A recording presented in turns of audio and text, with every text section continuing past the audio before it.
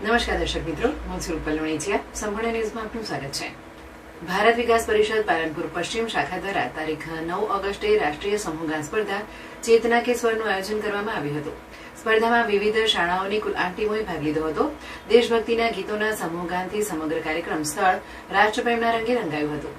સ્પર્ધામાં શાળવી પ્રાથમિક શાળા સ્વસ્તિક પ્રથમ ક્રમે વિજેતા બની હતી.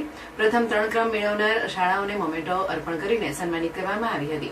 ઉપરાંત તમામ સ્પર્ધકોને ગિફ્ટ અને પ્રમાણપત્ર આપી પ્રોત્સાહિત કરવામાં આવ્યા હતા.